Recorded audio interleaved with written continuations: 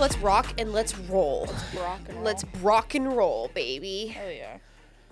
Hey, Shakers. Hello. Welcome back to another episode of Shakin Up The Game with your hosts, Haley. And Ari. Hey, Ari. Stop playing Welcome footsies. back. Stop playing footsies with me. That is not my goal. Welcome back. Welcome back. We say welcome back like we're not here every Tuesday. No, literally. Like, we've been gone forever. I'm sure y'all missed us so much. Life is crazy right now. I feel like every time we plan like a new thing to go to, Yeah. my head's scrambled. Scrambled eggs. Yeah, I know. I need a new calendar. See, that's my problem. I'm lost my calendar in the move, like the fridge calendar. Yep. Okay, I just don't ever know the date. Like, if a gun was pointed to my head and was like, tell me today's date, I got you on that. I'd be I can tell you under. what like next Thursday is. Oh, God, no.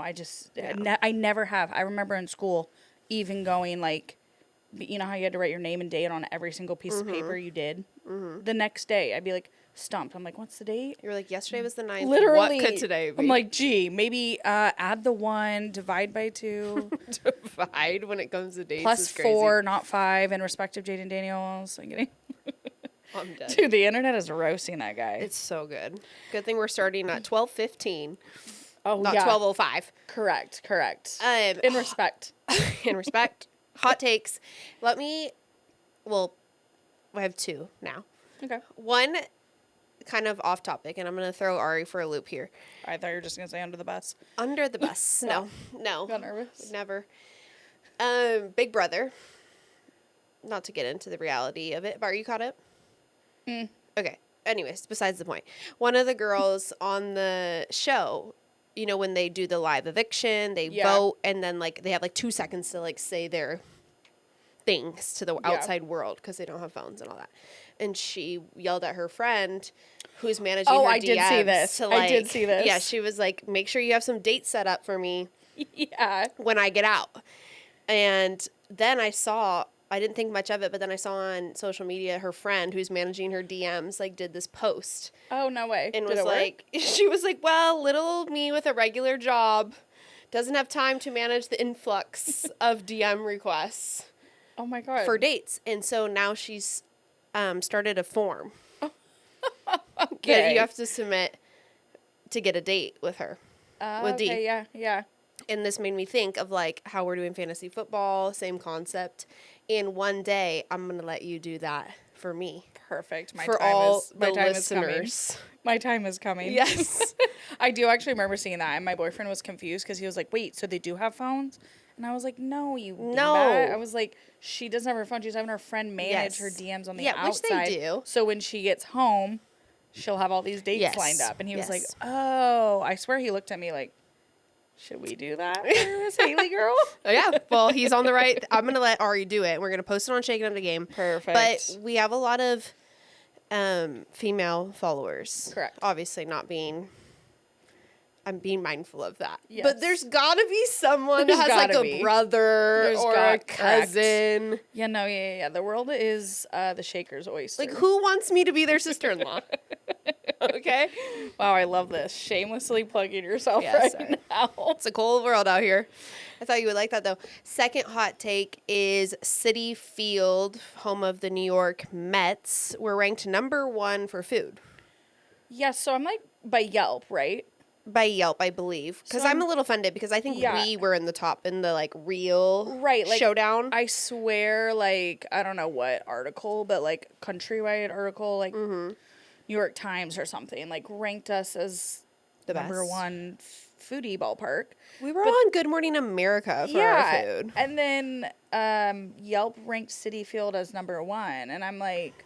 That makes me upset because I love Yelp. Well, I'm confused because we were there literally exactly a year ago. And granted, we just were on the main concourse. We didn't explore the ballpark enough that we should have. But, like, no, but we got one little hot dog. The skinniest wiener I have ever ate. Yes. It was, like, this big. Like, it was literally, like, just the cheapest little hot dog. And we were like, wow, like, T-Mobile could never. We did a lap on the concourse. I have heard from the city foodie that we met at Tingle Park that most of their good food is upstairs. Right. So I'm like, so you have to go hunt it down? But we were like sitting behind the dugout. I didn't have time to go. No, correct. And also like, why is it all just upstairs? Yeah, no, you have to have some good and bad in all the floors. Yeah, we got food on every level, baby. Whatever you want. No, you want crab? Very interesting. Do you want burgers? Do you want nachos? That. You want Phillies? Yeah, we got it all. Okay, my hot take is the NFL has, I don't know if anyone has noticed, but there's been an influx of like WAGs visibility. Obviously, the whole Swiftie interaction last year. Basically, like their goal is to attract more female viewers, and they're doing that by posting more of the WAGs and showing more of the wives and girlfriends culture of the NFL. And I just have like a couple bones to pick. Yeah. Because no, that's like actually a movement though. That's been like stated. It's this is not like a rumor. Yes. No. It's literally stated the NFL are using the WAGs. Yes, to scale up female focused content. And I'm sorry, but F off, because females who like football, like it's not like we are allowed to like the sport on our own. Right. We don't need to be funneled into the NFL fan base via the WAGs. Penetration. Okay. Wait. Yeah, exactly. That's one way to put it. Quite literally. No, but we're not hating on the WAGs. Oh my God. No. That's just not the making point. that clear. Yeah. No, yeah, that's not the point at all. It's irritating that like NFL, the way that they think that they can get more female fans is by showcasing the WAGs. And I'm like, whoa, wait. We're fans on our own of the actual players and like the actual game.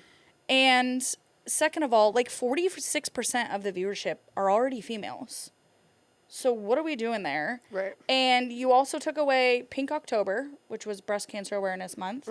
Now I think they transitioned it to like all of cancer, which is great. But I mean, the Pink October was always a nod to females in everyone's lives and representing for breast cancer awareness. They have no problem with these players with domestic violence, etc. I'm like, how is that female-focused content? Yeah, it's not. Like, I'm just so... You're saying, like, you could focus more on just women that are fans of the sport, and you don't have to tailor it to, like, hey, here's a WAG that's fans of... Correct. Of the game, right? Like, you could also tailor it to girls that just like go to the game, season ticket holders that are women. Yes. Lifelong fans of whatever team you're saying, instead of like doing this. I mean, I get content. that like you're essentially like grabbing the WAGs because of their following and things like that to like use which them. I do enjoy majority of the WAGs content, but like even thinking about to last year, like Drake and May, whatever the heck her name is, Drake May's wife. Her whole thing was like, I mean, she's really into baking and cooking and stuff. And her whole thing was, it's like Anne May in the kitchen. And I'm like, like it didn't have a little like 1900s misogynistic. Harrison Butker was eating it up. Yeah, I'm just like, like there's fandom for women in sports that isn't based on them having a relationship with the players. Yes. Like women that have relationships with the players are not the only women that are fans of the sport. Correct.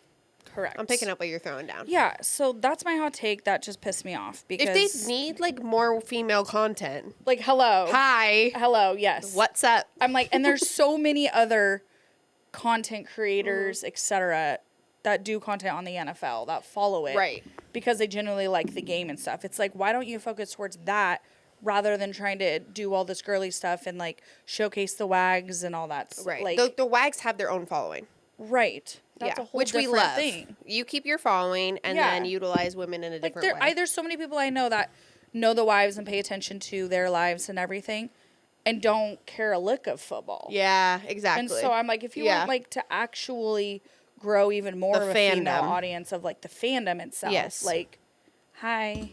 Right here, NFL. Hi. Hello. Yeah, so. Okay, interesting. That's kind of my hot take about that. Let's move into the rain check.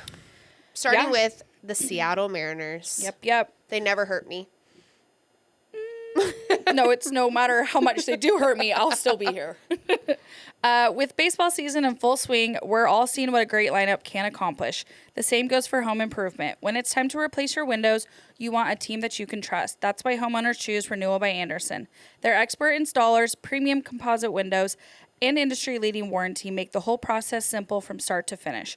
Whether you're cheering from the bleachers or hosting friends for game day, make sure your home is ready for every season.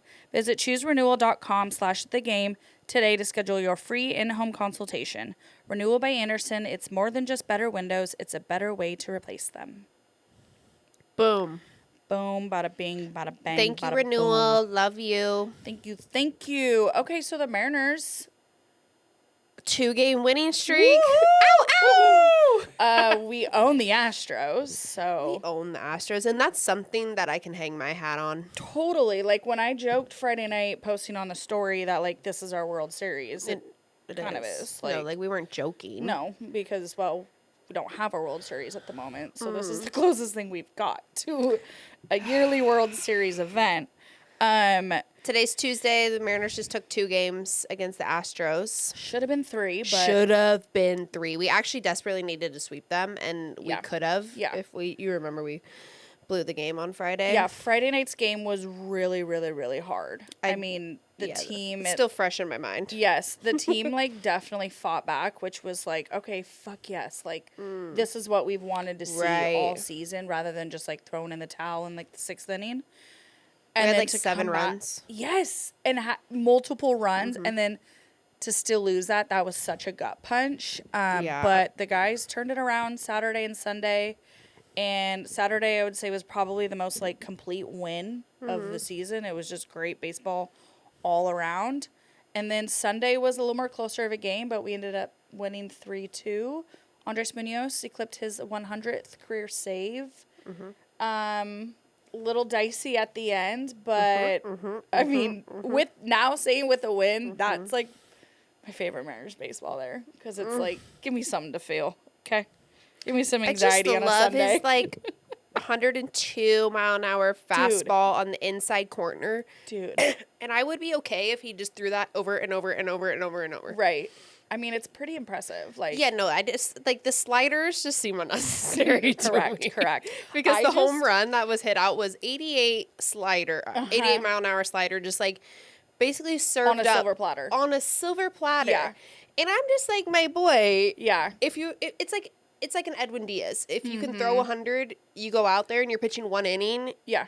Maybe we're throwing 100. And that's like his whole shtick. Like, Andres Munoz is the 100-mile-per-hour fastball. And he's throwing the hardest he's thrown all season. Like, it's reaching 102. So I'm like, clearly it's... one after another, baby. Yeah, exactly. I want whoever's calling the pitches, which it's not Johnny Pareda. Good Lord. Whoever came for him. Like, I was like, you think they're letting Johnny Pareda call the pitches? Right. Okay.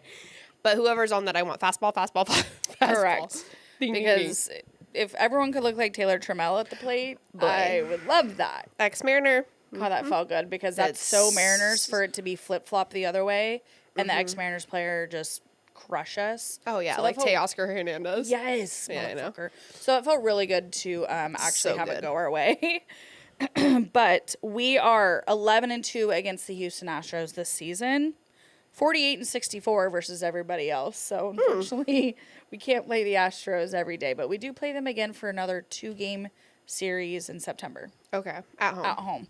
So God, I just like hate them. No, I hate them. I hate Jose Altuve. God, I hate him. I just hate them all. It's the most unethical swing, and like his bat is twice his size. Unethical swing is crazy. Anyways, one thing to note from that series, a lot can be said in terms of like a morale booster that we desperately needed. 100%. Some confidence. Couple players that we'll give a shout out, including Brock Rodden, who got called up. Let's Brock and roll. Rock and roll, baby. I'm so down with that. But we have been so reliant on the home run ball. We're the last 2 seasons are the #1 team that is most reliant on the home run ball. This last series, we had only 3 home runs, and we had 20 runs, 35 hits. So that was just like... You remember when we had getting ball contact, like getting the ball into play. And like moving the runners around, even chasing each other so close to where you have to slide into Josh's ass. So I'm like, when that happened, my first reaction is, Josh Naylor, bless you, you didn't have to slide. No, correct. Also, blissfully unaware. My immediate thought was, that's so Mariners baseball. No, we had a few memes this year. This weekend, yeah. What did we say going into the second half of the season? If the Mariners can actually switch their identity to be getting on base and eliminating the home run ball and just playing small ball and getting runners on base, scoring with runners in scoring position, we have a chance. Okay, so you're going to die because because we're right. Literally, I think it's Adam Jude, beat writer for the Seattle Mariners. He put together an article about the hitting coach. And basically saying... Not Edgar. Correct. No, Edgar's just an assistant, for those who aren't aware also. Yeah. It's Kevin Seitzer that is the main hitting coach. And Edgar's just an assistant role, I believe, that they made up in order to give him a spot in the hitting room. But basically reiterated exactly what we've been saying the last, month and a half. That the last 2 years or so, their hitting approach has been to pull for a home run. However, I think it was May, we were tied with the White Sox for, MLB's highest of home runs. Right. Runs scored by home run. Correct. Yeah. And then June, we dipped to almost one of the lowest. Yeah. And obviously, everyone knows June was not fun. And and there was, obviously something going on with, our approach at bat. And Kevin literally was alluding to the fact that, okay, now we are kind of not changing our at-bat appearance, but focusing more on getting ball into play, contact, and if a home run happens, it happens. If not, you're still getting a down the line double, etc. And I'm literally reading this and I'm shaking my head. I'm like, okay, not to toot our own horn. I'm not gonna say I know baseball better than those people in their positions, but for fuck's sake, why are we saying this in August? Couldn't we have looked at June as a collective midway through June and been like, okay, clearly the home run balls are not happening. Obviously, T-Mobile Park is notoriously going to be harder for hitters. It's not a hitter-friendly park. Marine layer. Yes, that marine layer is real heavy, allegedly. So, let's just get the ball into fucking play. And you said the more that the players are going for the home run ball, the more they're chasing. The more strikeouts. You don't say. The less and I'm literally reading this just feel smoke's coming out of my ears, and I'm like, I'm not gonna act like I know Major League Baseball that well either, the ins and the outs. Right. But I played softball my whole life. I have never heard a game plan be we're gonna only win by hitting home runs. Correct. And you should go up to bat and you should only try to hit a home run. I have never heard that. I mean, because then it just puts so much pressure. You're swinging out your ass. Exactly. And I've heard more of you're seeing a lot more batters hit left center gap, right center gap. Josh Naylor has started doing that a lot. Up the middle hits. That's because you're hitting the ball more out front. You're trying to drive it up the middle, and that would be more of the approach of just trying to get on base. Yes. And then based on your power, right, and mechanics, right, and swinging at the correct pitches, home runs naturally happen. Exactly. If you have the power to do so, and you're focused more on getting contact and being more on time, the home runs will come. Well, yes. Yeah, he said that he's had many combos with hitters over the past month, urging them to play with more freedom. So, I'm going to be really hopefully pissed we're off. Not too late. Yeah, that's exactly what I was just going to say. I'm going to be really pissed off if this is just a little too late. Exactly. Okay, got to give a shout out to Brock Rodden. Dude. Rock and roll. Welcome to the big leagues. For those of you who don't know, Cole Emerson went down back to, he was going back down to Tacoma. And on his way. And then on his way, he hurt his wrist. He hurt his wrist before that. Apparently, he's been playing with a hurt wrist. Yeah. For who knows how long. So he's out. And then Brock Rodden has come up, has been playing short. Yeah. But apparently he's like major utility guy and can do second, shortstop, and third. Well, that's good. So allegedly over the next couple weeks we could see him. Well, that would, yeah, I hope so. If JP ever comes out of hiding. Yeah. And then he could go back to shortstop. Yeah. And then Brendan Donovan can just. Yeah, we'll see. Because obviously Brendan Donovan looks like he's falling back into his place, which we'll touch on. But yeah. I'm fine if you guys use one of them as a DH also. Like, Cal Raleigh doesn't have to be your DH. No, he definitely doesn't. No. Someone hitting in the one... Shouldn't. Absolutely not. Someone hitting the 100s being a DH is, like, blowing my mind. And I love Cal as a human being. Correct. But we gotta be realistic here. Statistically, you guys, having a designated hitter where you're like, my job is only to be really good at hitting. Yeah. And he's hitting 150. Right. Half the reason you're in the lineup is because you're actually really good at catching and calling pitches. Right. And so now we're not catching him. And we're putting you in for hitting, which you are the worst of. Yes. We know we got a home run. Okay, that was great. Oh, speaking of that home run. Sorry, I don't mean to shit on him, but that was only 327 feet. And Dyken Park, which, when did it change from Minute Maid Park, by the way? I don't know. Dyken. I don't like that. That is the only ballpark that would have been a home run. The only ballpark that would have been a home run. I literally was like... So it would have been a pop out. Okay, bless him. Yes, I bless him. So if we could have been playing at Dyken Park all season, he'd be right at that 30 home run mark, and no one would be talking. But he's had pop-ups after pop-ups in T-Mobile Park and everywhere else. Yep. How many warning tracks have we seen? A lot. Like every single one of them. Yes. Mm-hmm. So I'm like, wow. I'm like, shout out to that ballpark. Okay, let's get into Barefaced Brendan Donovan. Dude. My favorite, if you didn't know. First of all, when he came back from the IL, he cut his hair, so the hair was shorter. Uh-huh. And remember when we saw him this is before he even returned. Yeah. We saw him during batting practice, and I was like, no. We looked at each other, and we were like, that's I was him, like, right? that's Brendan Donovan. And you were like, no, that's not. I'm like, that's yeah, it is. Colt Emerson. Yes. So now it's even crazier because he shaved his face.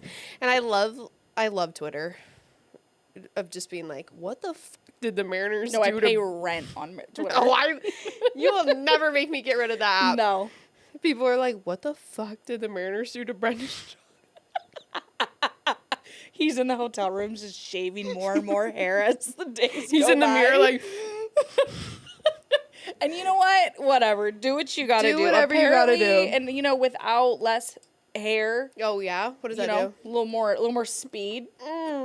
So maybe... More aerodynamic. Correct. So maybe that's the secret. Everybody cut your hair now. No, just kidding.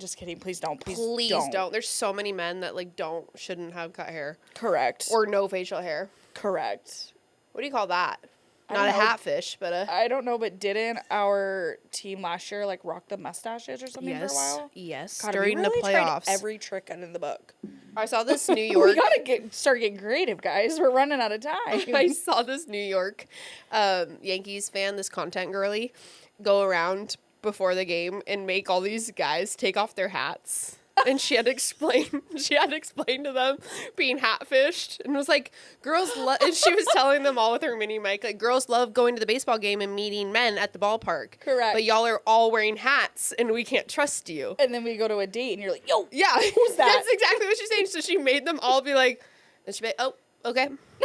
Noted. Cool. Noted. Oh, a lot of hair. That's funny, and great idea. No, I was kind of like, kind of want to do that.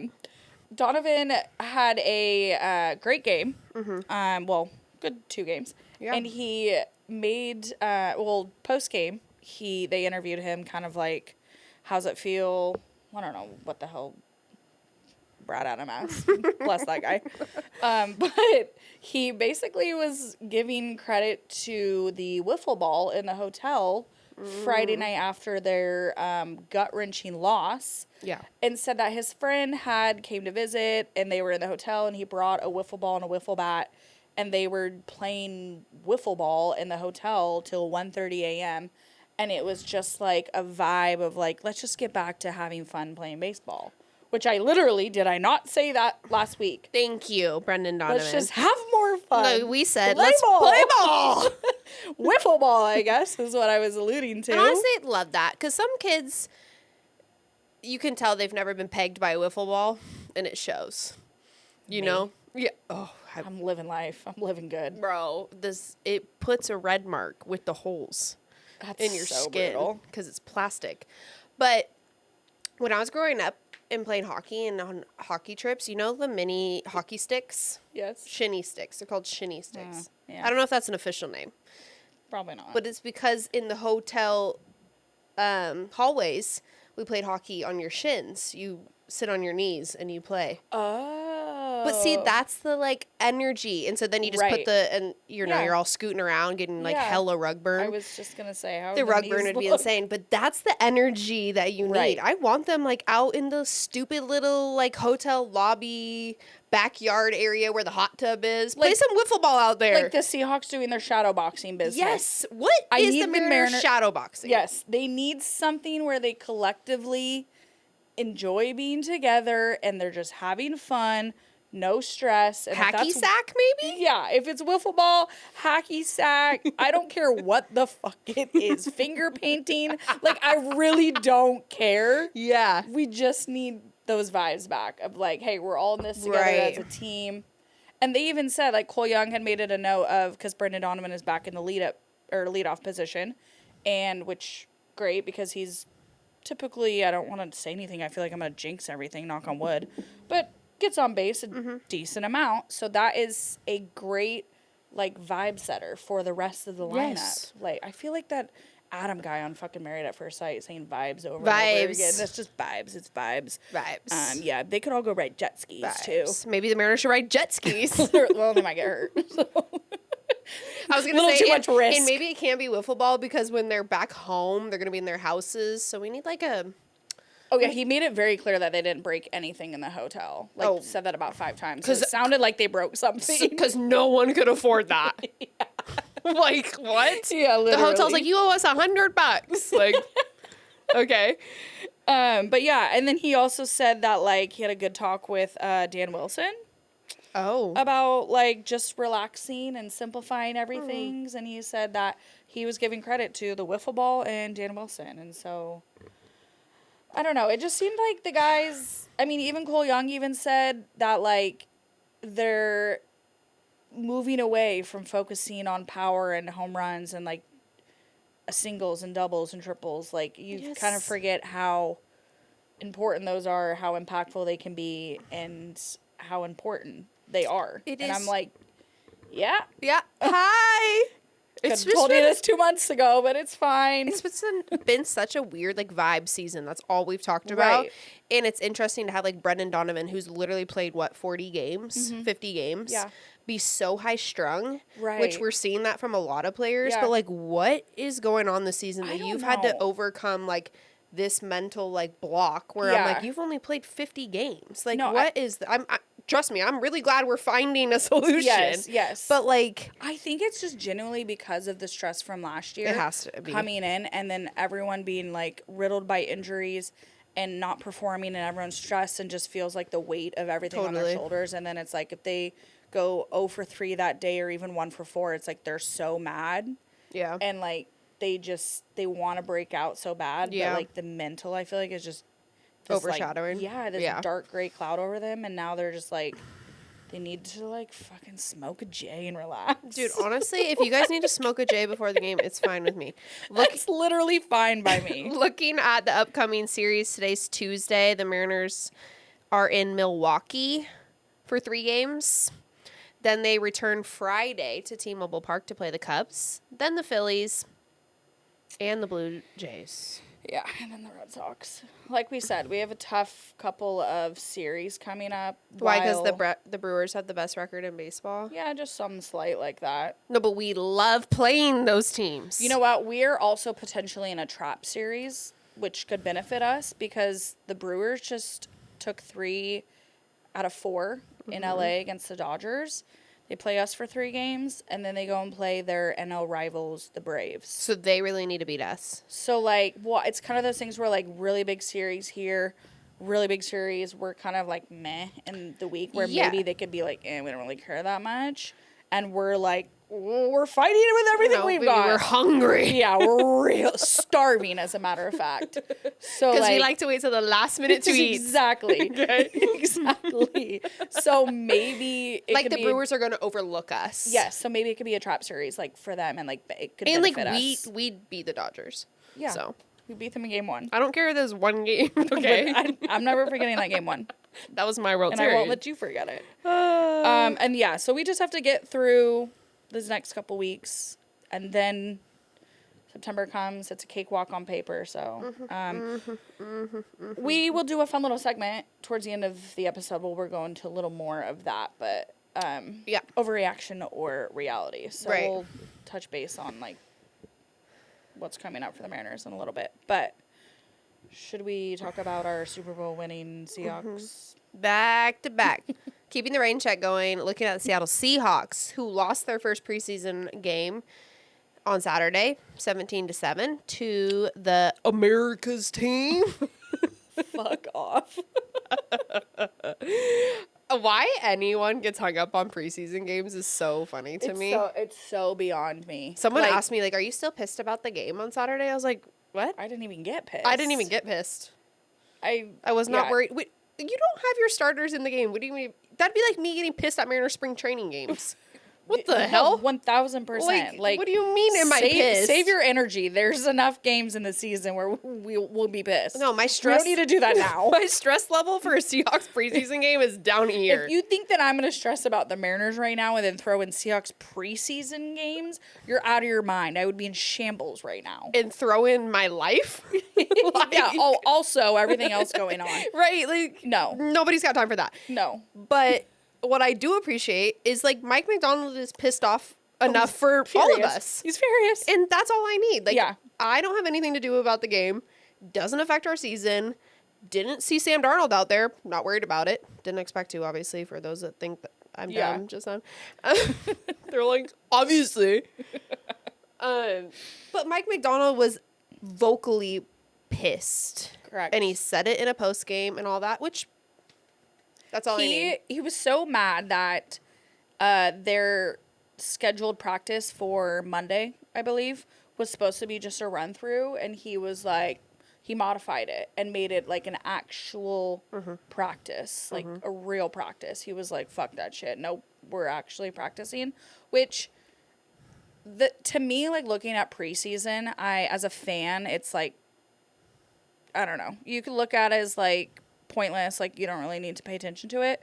For football nuts like us, I look at it as like, okay, let's look what our depth chart looks like. Yeah, because 100%. if you think that like, you know, any of our starters get hurt, these are potentially some of the players that will come and play for them, which we've dealt with last year. And that was one of the reasons why we were better than the Rams, was because our depth chart was better than the Rams. Right.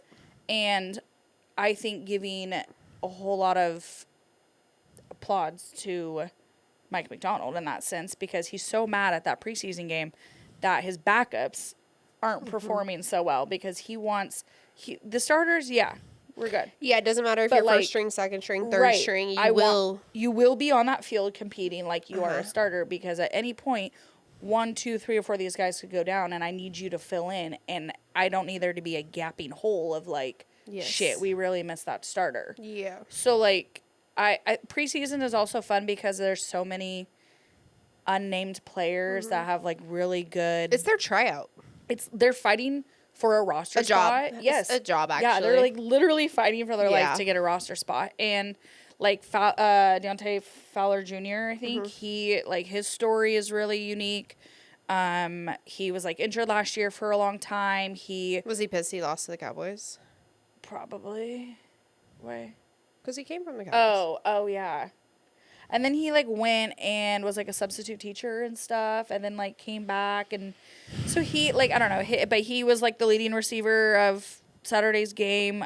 So just players like that, it's really cool to see them. Oh, not our receiver. What? Not our receiver. No. Oh, okay. Maybe it's Foster Jr. Yeah, I was going to say Dante Fowler Jr. Yeah, that's why I was like, that name sounds really familiar. Not right. I think it's Foster. It's Foster. Oh, okay. Foster Jr. But yeah, my thing is like, that's good it's happened. Jalen Milroe's overrated in my opinion. But again, I had somebody ask me yesterday, like, if I was worried about that. I'm like, I don't plan on seeing Jalen Milroe anytime soon. So no, I'm not worried about that at all. That's tomorrow's problem. Actually, that's like 3 years' problem. But one thing that we also don't have to stress about is Devin Witherspoon.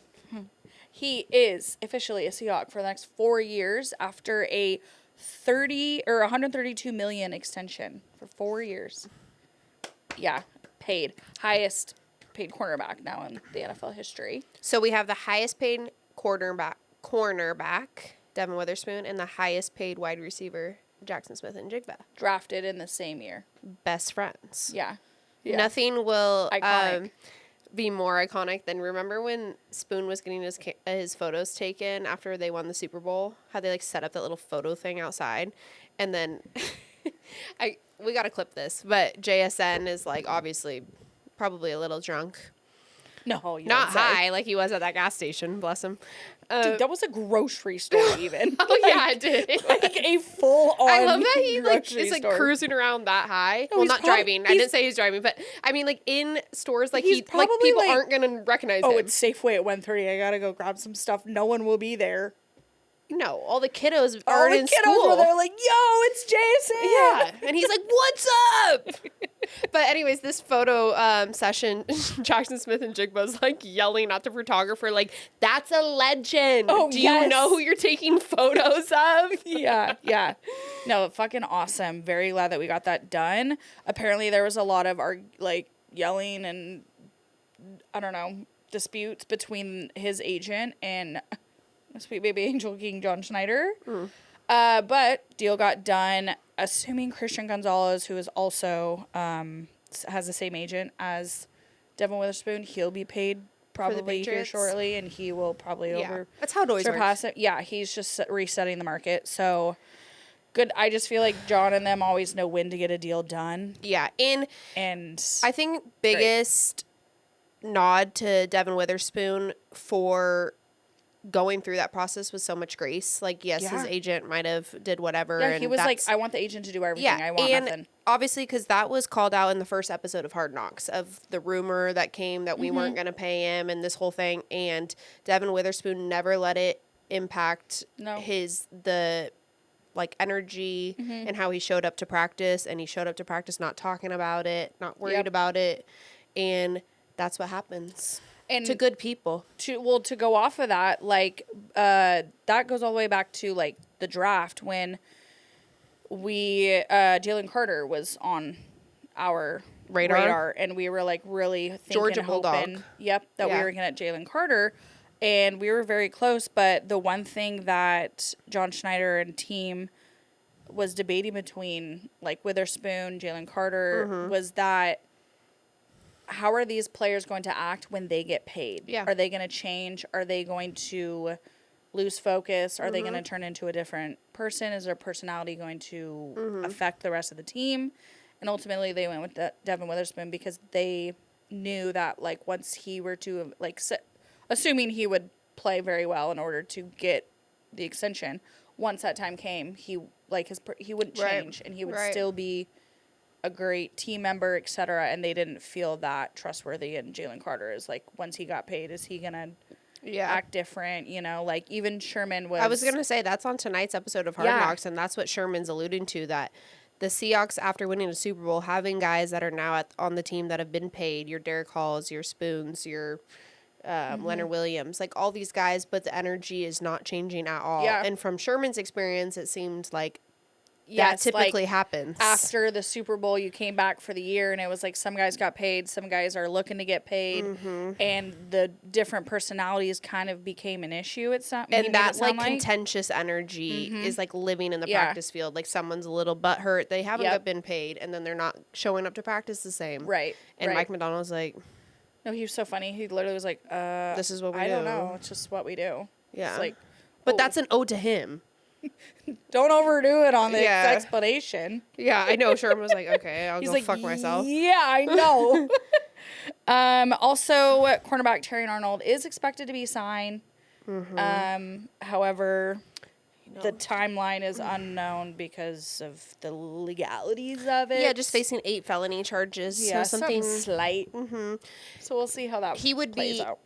part of that depth chart where obviously Yeah. no matter what happens with his legal issues, he is most likely going to be suspended for like at least 7 games. Yeah. So he would be a player for the Seahawks that would be available like mid-season if any availability. Yeah.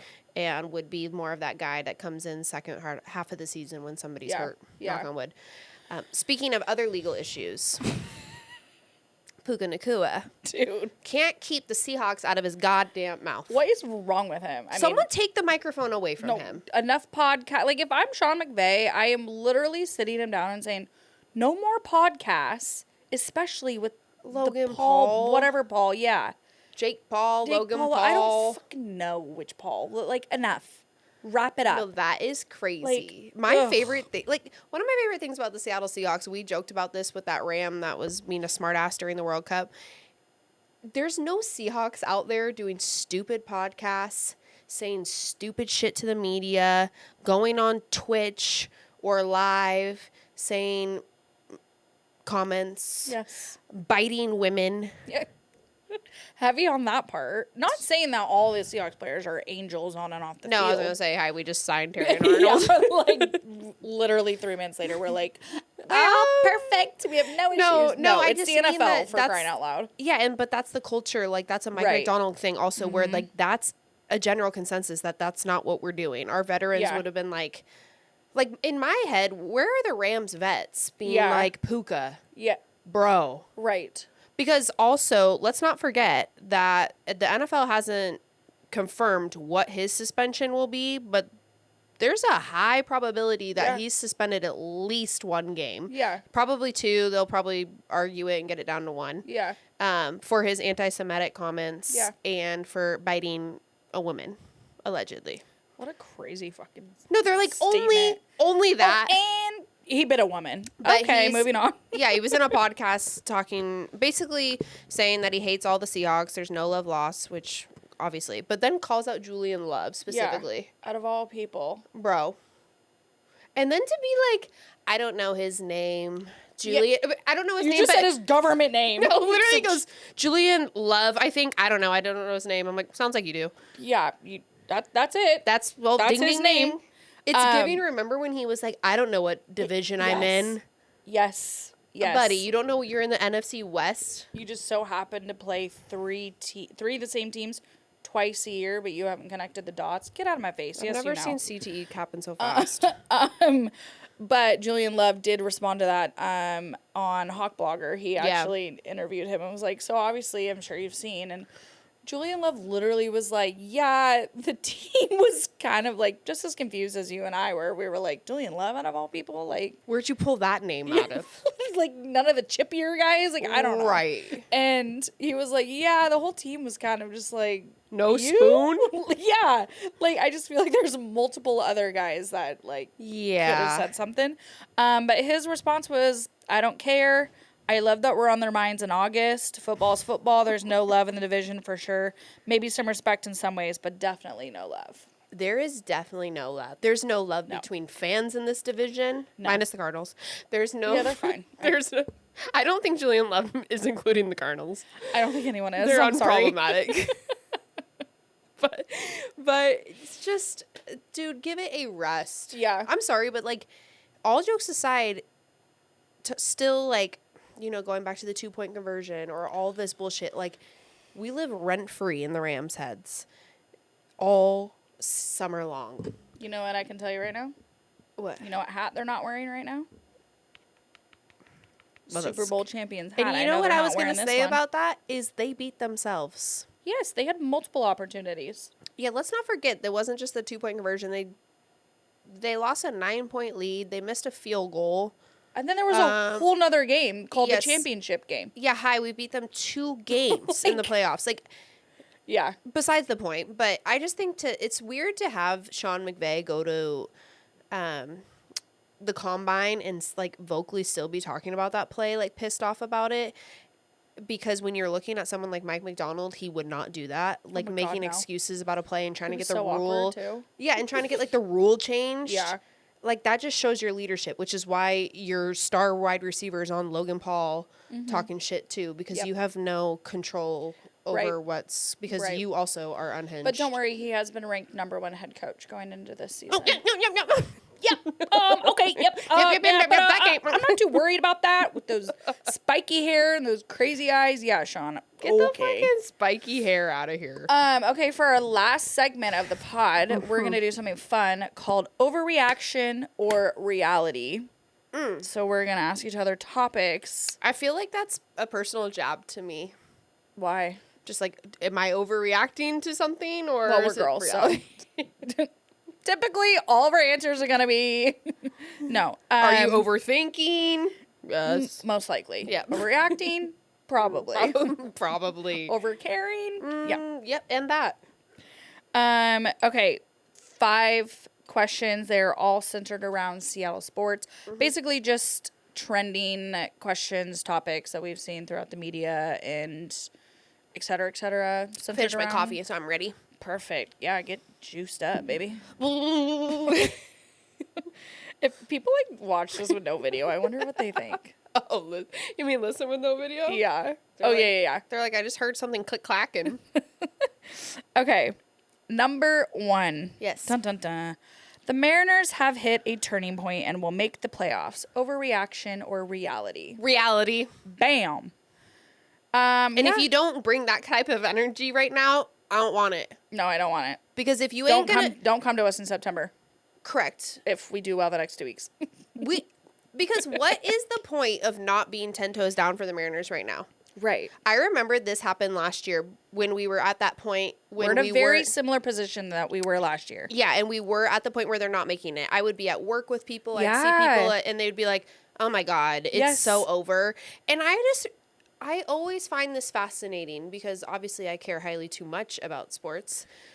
But what is the point of being pessimistic? Yes. And being negative. Yes. And you are not going to change whatever happens to the Mariners. Correct. So if in another month they don't make it, we can cry about it then and we can be upset. Right. But what is the point? And this is coming from 2 very glass half empty bitches. I'm very glass half empty. Like, it's mostly empty. Yes. We're pessimistic bitches. Yes. But I agree. Like, we're 4 games back, and will I say turning point? No, for multiple reasons. But one of them being, I feel like we've said that multiple times this season. We win 1 game, and we're like, okay, we turned the corner. Yeah. Let's get the ball rolling. This looks good. And then the following game, we'll get shut out, and we're like, what the fuck? Right. So, like, I don't want to keep beating a dead horse by saying that.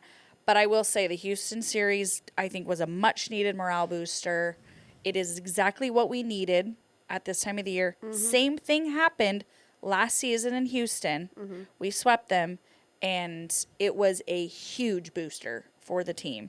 So the next 2 weeks will obviously be a test with the Brewers and the Cubs and the Phillies and the Jays and Red Sox. But if we can walk them down, at least just string enough wins over the next 2 weeks and hope that the Rangers and the Astros do the opposite. Yes. September, it's cakewalk of a schedule, will actually be a cakewalk for us, and we can cover ground, and we'll be sitting in the playoffs. We still have a 30% chance of making the playoffs. So until the fat man says nope, 0%, then we're still rocking. I'm rocking with them. Like, what do you want me to do? Exactly. Okay, period. Second, the storm season is officially cooked. Reality. Overreaction or reality? Reality. I'm gonna say yeah. We are dead last in the WNBA at 7-30 at the moment. 30. Yeah, 7 games left. No, it's like not. No, I'm pretty. sorry. Okay, like the thing that's really bad. no, it's horrendous. Oh Remember my our God. episode right before the storm season started? We were like, not a rebuild, it's a reboot, or whatever the fuck we said. Yeah, eat our words. But I will say, if you actually watch the games, they are close at the end. We just cannot close out. They have not been blowouts. It's been, I mean, we haven't even had Awa and Dom and like Flage, like all of our main players didn't even start all playing together until legitimately like a couple weeks ago. I think going forward, the future looks bright. We will have a top 2, 3, 4 pick.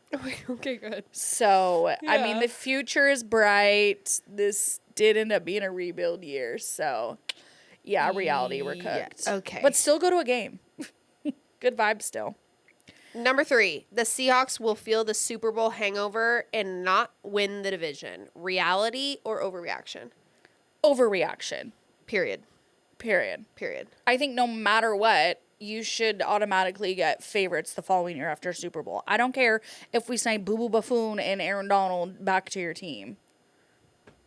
I don't care. That part. You did that every year with the Chiefs and the Eagles, etc. They win the Super Bowl, they automatically are favorites the next year. Yes. You do it every year. So why do the rules change? Just because they signed Trent McDuffie and whoever else and maybe Aaron Donald? Like, right. And unless I'm losing my quarterback, my wide receivers, my cornerbacks, my kicker, my punt returner. Does it just Sam Darnold on the field? If I lose all of them, maybe we're not favorites. But we lost Kenneth Walker, and we're not favorites anymore. If you read comments of people being like, "Wait, why are the Seahawks so low?" or something in terms of like betting odds and stuff, yeah, the number one response every time is they lost their Super Bowl MVP. I'm like, tell me you don't watch Seahawks football without telling me. Bro, Zach Charbonnet is laughing in your face because he carried the load all year. It's such a dead argument. Like, please. And also, side note, is Myles Garrett for the Rams? Forgot about him. Yeah.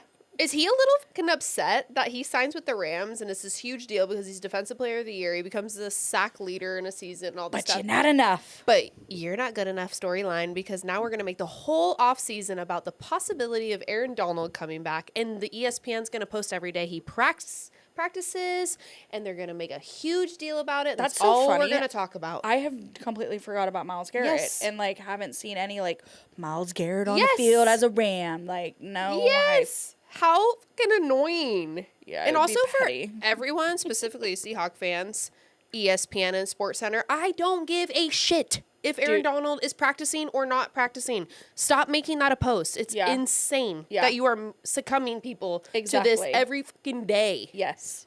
Like just beating a dead horse. It's ridiculous. And I'm shocked. You guys aren't talking about Matt Stafford. You're not talking about Puka Nacua, which you should be. Make sure the league is looking into that. No, that part. The Rams are favored to win the division and the Super Bowl. DraftKings favorites to win the Super Bowl. The Rams at plus 500. Ravens and Bills at plus 1,000. And the Seahawks fourth at plus 1,100. Yeah. Yeah. Which goes along with the whole disrespect, all that. We won't bore you with that because I think we've made our point pretty fucking clear on that topic. So, anywho's not feeling a Super Bowl hangover.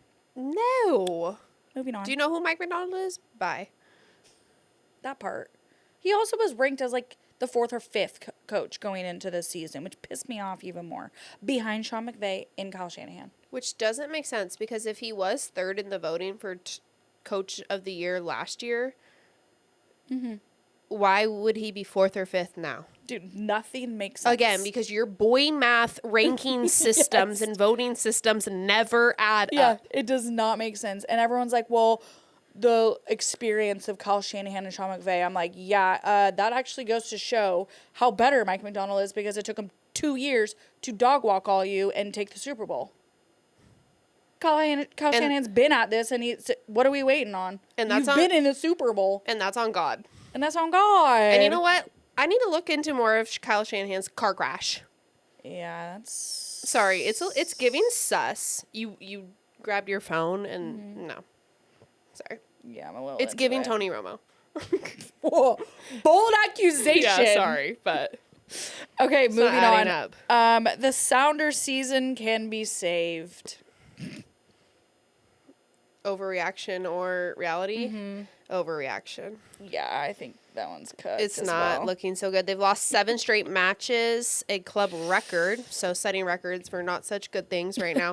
Currently sitting at 11th in the West out of 15. Started 7-2-1. So the vibes have just completely taken a turn for the worst. Yeah, which something's is so wrong. Weird after the World Cup and just the hype and like Seattle hosting the World Cup. Like everyone was so excited for soccer. And the Sounders are one of the best MLS teams. Like, yeah. As a franchise. And one of the best teams Seattle has. Yeah. And so I think that they were at such a prime opportunity for like people to start going to Sounders games that typically haven't gone to games and just like ride the World Cup wave. Yeah, a lot of new soccer fans. Uno, dos. Uno, dos. Football. So very interesting. Yeah, I mean, losing 7 league matches in a row, obviously, like you said, is a record. Like, and it's not even like that they're losing, it's how they're losing. Like, they just can't string along any offense. They are riddled by injuries. I mean, it's just nosedive. Yeah. Granted, like, they have 16 more games to go, I want to say. Mathematically, like, they could win a couple more games, and like they're in 11th, and you top 1 to 7 seeds automatically make the playoffs. 8 and 9 play a wild card. So theoretically, like, we could make the playoffs, but like, for what? I feel like not for what. Like, Okay, and then when the respectfully. Mariners were like, it doesn't matter. You see where my heart and passion is at, don't you? Yeah. Okay, give us a break. So it's hard to no. like be, you know. Yeah, no. It's not saying that we hope they don't. No, correct. Yeah. Obviously, would love that, you know, because just, that like, being really honest. furthers our Seattle as a sports city argument. But yeah, I don't know. I don't know about this year. So, Okay, fifth and final topic. The Lakers being sold could impact the return of the Seattle Supersonics. Overreaction or reality? this is good. I'm going to go reality. Okay. Yes, I think it's a reality, but not to like scare anyone.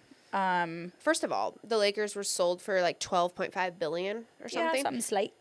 Which Pocket okay, change. but to that, everyone be like, "Oh my God, $12 billion." I don't find that crazy when the Seattle Seahawks were just sold for $9 billion. Yeah, and I you're talking agree. about the Los Angeles Lakers. I agree. Like, no, I agree. LA Yeah. and the Lakers and basketball and Yeah. everyone loves them and The like Jeannie I'm like Buss family is like three extra bill like it's like what's nothing. that to ya? That's nothing these That's days. like a coffee. What do you mean? That's what they're saying. When stop going and getting coffee every day, you will become rich. Oh. The extra $3 billion. That's from that. Just seems like it would have been a hell of a lot more in my opinion. No, yeah, I didn't think that it was Or like, NFL teams just Yeah, I don't know. I agree. worth though. a lot more. From our good friend Danny Ball, who hosts the Iconic Sonics podcast. If you guys are actually really wanting to keep up with the return of the Supersonics and just a well-rounded ball knower of the NBA and WNBA, go listen to his podcasts. Should we actually try to call him in? Yeah, we thought about trying to call him in. I think if I put it on speaker, they can probably hear it. That's what we were like, we got to figure that out. But he did say yesterday's price is not today's price. So basically, like in June of 2025, the Lakers were sold for $10 billion. They set the market. Yep. Now, not even 2 years later, they Sold again. sell again for $12.5 billion. So just like Spoon's contract, what he just did was reset the Right. cornerback market. It's like when any quarterback gets, It like just Trevor Lawrence, and then we keeps were going like, up. The money is just continuously, the price is going to continuously to climb. So now the ceiling is at a $12 billion for an NBA franchise. Now, how does it affect the Sonics? At this point, like the estimated $7 to $10 billion price, that is an absolute floor for buying a set franchise. Yeah. Like $7 billion is probably even now too low. We're looking at 8, 9, 10 billion. Yeah. As the absolute floor. At least we got the Seahawks sold. Correct. Because We started the summer with that's what I'm saying, like, 2 teams for sale. literally, like, just the John Schneider of knowing, like, when to sign contracts because, like, Yeah. you want to set that market price because Yeah. then everyone after you is going Yeah. to obviously have to pay more. One Roof Sports Entertainment Group, led by Samantha Hallway, appears to be the lead bid in Seattle. And then Kushner and Iger, whatever the Disney guy is, were interested in the expansion team Vegas before the Lakers. And essentially, I'm assuming that, like, they Like, if you're buying an expansion team in Vegas, you have to build that shit from the ground up. Mm-hmm. And then it was like, oh, okay, we could maybe do that at $8-9 billion. Maybe they didn't like the price. They pulled out and ended up buying the storied franchise of Lakers, where you don't really have to do much. Right. Similar to the Sonics, depending on the price, it's like, I don't think we'll have a problem with a bid being won in Seattle, because it's like we already have Climate Pledge Arena, which is newly renovated, Right. can hold Which a few enough years fans. back, that was a big deal for the city kind of denying, or the NBA not wanting to go to Seattle because it also required the stadium Yep. redo. Yes. And And then now it's beautiful. Thank and you, Amazon. We've seen WNBA games there. We've seen Kraken games there. Like, it can hold an NBA Oh, fan yeah. base. And we also already have a fan base. Jamal Crawford, Like, Seattle basketball legend. I saw him do an interview like a while back and about like playing at Climate Pledge, and he was like, "Oh, the arena's built for basketball." 1,000%. Like no disrespect to hockey, because it was remodeled for the Kraken when they Yes. returned, but the arena itself, like the way it's designed, is meant for basketball. Yeah, no, it's tough. And like, sorry, Storm, but I will say every time I go to a game, I look around, I'm like, this is going to be poppin'. I thought the same Sonics thing. I come was back. like, if Like, there was NBA players on this court right now, like, it's just like the way Be the wild. arena is built, like, Yeah. and everything. It's just great experience. The fans are already here. Obviously, like, it's 2026, and everyone is still wearing Sonics merch. Like, new merch. yes, we're so desperate and hungry for a team. So it's not like you have to build a fan base as No. you would in Vegas. So I Yeah. think now shifting, like, I think Seattle won't have a problem No. selling or buying the Yes. franchise. Vegas maybe is what we need to Figure out. figure out. I don't know. Adam Silver said it could be 2 expansion teams, Could one be expansion one. team could be 0, which I'm not understanding that. I don't know. Maybe there's some behind the doors things going on, but Okay. anyways, yeah, it affects us, but I don't think anything to worry about at this moment. Cool. It is still bring back the Sonics. And it will forever be bring back the Sonics. until we're out of game. And Howard Schultz never come back to And Seattle. then it will be like, keep our Sonics. Keep them every year, no matter how good they are. Period. This week, we will be sending out T-shirts for everyone that ordered Baseball is for the Girls. Yeah, we're so T-shirts. excited. We are packing them up tonight, and they'll be shipped out. Yep. So thank you again for everyone who bought one. Yeah. Can't thank you guys enough. With that being said, then also we have Baseball is for the Girls event on September 5th at Gantry Public House on Occidental. Saturday the 5th, Labor Day weekend. It is also Bride and Woo bobblehead night. Love that. If you can, RSVP on Partiful. The link is in our Instagram bio. We will have Biscuit for the Babes. Mm-hmm. Hat bar there. Biscuit Babes hat bar will be there again. Not me being like Baseball's for the girls, We're biscuits like, for the biscuits babes. for the girls too. Biscuits. Yeah, Biscuit Babes hat bar will be there again. Who is the girl who was there at our first event that did all of the custom trucker hats, which everyone loved. She does have Mariners patches and a Shakin Up The Game patch. Very fun and very cute. Obviously, we're co-hosting with Stadium Bestie again. And then Paula's Choice is joining us with a little DIY bag charm bar again. And a photo booth. Yeah, and a photo booth and a DJ and all the vibes. So The vibes.